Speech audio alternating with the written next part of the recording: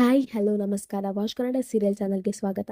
ಮೊದಲು ನಮ್ಮ channel subscribe ಮಾಡ್ಕೊಳ್ಳಿ. ಇವತ್ತಿನ ಭಾಗ್ಯಲಕ್ಷ್ಮಿ ಸಂಚಿಕೆಯಲ್ಲಿ ಏನಾಗುತ್ತೆ ಅಂತ ನೋಡೋಣ. ಸಂಚಿಕೆ ಪ್ರಾರಂಭದಲ್ಲಿ ಶ್ರೇಷ್ಠ ಮನೆಗೆ ಬಂದು ಕಿರ್ಚಾಡ್ತಾ ಇರ್ತಾಳೆ. ಇದಕ್ಕೆಲ್ಲ ನೀವೇ ಕಾರಣ, ಮಾನ ಮರ್ಯಾದೆ ಇದೆಯಾ ನಿಂಗೆ ಭಾಗ್ಯ, ದುಡ್ಡು ಹೊಡಿತಿದ್ಯಲ್ಲ ಮಕ್ಕಳನ್ನ ಮುಂದೆ ಇಟ್ಕೊಂಡು ಅಂತ ಹೇಳ್ಕೊಂಡು ಕಿರ್ಚಾಡ್ತಾ ಇರ್ತಾಳೆ. ಅಷ್ಟರಲ್ಲಿ ತಾಂಡವ್ ಮನೆಗೆ ಬರ್ತಾನೆ.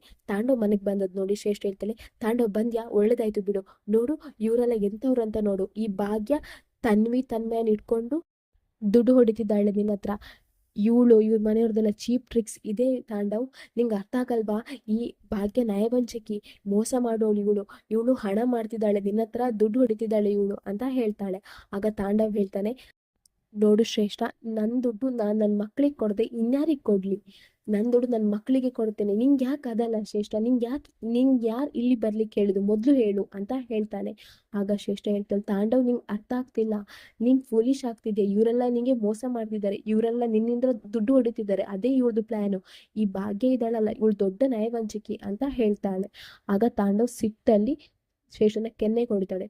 ನೋಡ್ ಶ್ರೇಷ್ಠ, ಇನ್ನು ಒಂದು ಮಾತಾಡಿದ್ರೆ ಚೆನ್ನಾಗಿರಲ್ಲ, ಬಾ ಹೊರಗಡೆ ಅಂತ ಹೇಳ್ಕೊಂಡು ಶ್ರೇಷ್ಠನ ಕೈ ಹಿಡ್ಕೊಂಡು ಹೊರಗಡೆ ಬರ್ತಾನೆ.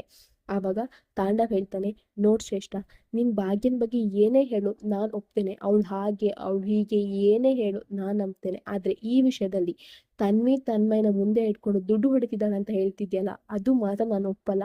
ಅವಳ ಜೊತೆ ನಾನು ಇಷ್ಟು ವರ್ಷ ಸಂಸಾರ ಮಾಡಿದ್ದೇನೆ, ಅವಳು ಏನು ಅಂತ ನಂಗೆ ಗೊತ್ತು, ಅವಳು ದುಡ್ಡಿಗೋಸ್ಕರ ಈ ರೀತಿ ಎಲ್ಲ ಮಾಡೋಳೆ ಅಲ್ಲ. ಅಷ್ಟೇ ಅಲ್ಲ, ಅವಳಿಗೆ ನಾನು ಫೀಸ್ ಪೇ ಮಾಡ್ತಿದ್ದೇನೆ ಅನ್ನೋದು ಗೊತ್ತಿಲ್ಲ, ಪೇ ಮಾಡಿದಾದ್ಮೇಲೆ ಅವಳಿಗೆ ಗೊತ್ತಾಗಿದ್ದು, ಹಾಗಿರುವಾಗ ಅವಳು ಈ ರೀತಿ ಎಲ್ಲ ಮಾಡ್ತಾಳ.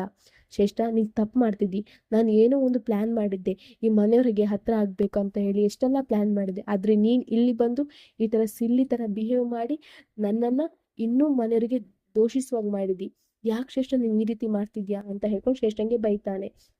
ಆಗ ಶ್ರೇಷ್ಠ ಹೇಳ್ತಾಳೆ, ಏನ್ ತಾಂಡವ್ ಏನಂದಿ, ನೀನು ಅವಳ ಜೊತೆ ಸಂಸಾರ ಮಾಡಿದೆ ಇಷ್ಟು ವರ್ಷ, ಓ ಅಂದ್ರೆ ಈಗ ನೀನ್ ಅವಳನ್ನು ಹೊಗಳ್ತಿದ್ಯಾ, ನಿಂಗೇನು ಅವಳು ಬೇಕಾ ಇವಾಗ, ಓ ನಿಂಗೆ ಅವಳು ಅಡಿಗೆ ಮಿಸ್ ಮಾಡ್ಕೊಳ್ತಿದ್ಯಾ, ನಾನ್ ಹೇಗೋ ಒಳ್ಳೆ ಮಾಡಿ ಅಡಿಗೆ ಮಾಡಲ್ಲ, ಹಾಗಾಗಿ ನೀನೀಗ ಅವಳು ಅಡಿಗೆ ಮಿಸ್ ಮಾಡ್ಕೊಳ್ತಿದ್ದಿ, ಅವಳನ್ನ ಮಿಸ್ ಮಾಡ್ಕೊಳ್ತಿದ್ದಿ ಅಲ್ವಾ ತಾಂಡವ್ ಅಂತ ಹೇಳ್ತಾಳೆ. ಆಗ ತಾಂಡವ್ ಹೇಳ್ತಾನೆ, ನೋಡ್ ಶ್ರೇಷ್ಠ, ಭಾಗ್ಯನಿಗೂ ನಂಗೂ ಇಶ್ಯೂ ಇದೆ ಒಪ್ಕೊಳ್ತೇನೆ, ಹಾಗಂತ ಮಾತ್ರಕ್ಕೆ ಅವಳು ಆ ರೀತಿ ಮಾಡಿದ್ಲು, ಹಣ ಹೊಡೆದ್ಲು ಅನ್ನೋದನ್ನ ನಾನು ಒಪ್ಕೊಳ್ಳಲ್ಲ. ಶ್ರೇಷ್ಠ, ನೀನ್ ಮೊದ್ಲು ಇಲ್ಲಿಂದ ಹೋಗು ಅಂತ ಹೇಳ್ತಾನೆ.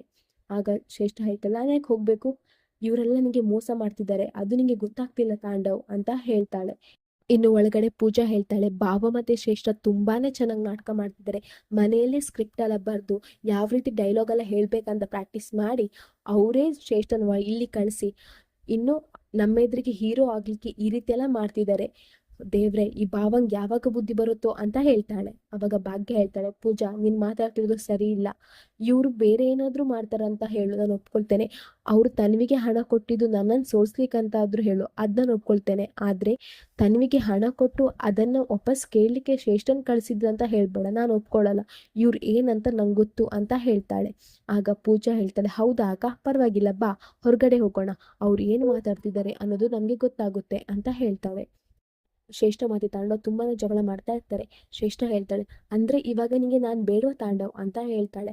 ಆಗ ತಾಂಡವ್ ಹೇಳ್ತಾನೆ, ನೋಡ್ ಶ್ರೇಷ್ಠ, ಒಂದು ವೇಳೆ ನಂಗೆ ನೀನು ಅಪ್ಪ ಅಮ್ಮ ಮಕ್ಕಳು ಅಂತ ಬಂದ್ರೆ ನಾನ್ ಚೂಸ್ ಮಾಡೋದು ನನ್ನ ಅಪ್ಪ ಅಮ್ಮ ಮಕ್ಕಳನ್ನೇ, ನಿನ್ನನ್ನಲ್ಲ, ನನ್ಗೆ ಅವರೇ ಮುಖ್ಯ, ಅವ್ರಾದ್ಮೇಲೆ ನೀನು ನಂಗೆ, ಅರ್ಥ ಆಯ್ತಾ ನಿಂಗೆ, ಯಾವತ್ತೂ ನೀನ್ ಈ ರೀತಿ ನಮ್ಮ ಮನೆಗ್ ಬಂದ್ರೆ ಜಗಳ ಮಾಡ್ಬೇಡ ಶ್ರೇಷ್ಠ ಅಂತ ಹೇಳಿ ನಾವೀಗ ಮೊದಲು ನಮ್ಮ ಮನೆಗೆ ಹೋಗೋಣ ಅಂತ ಹೇಳಿ ಕಾರಲ್ಲಿ ಮನೆಗೆ ಹೋಗ್ತಾರೆ.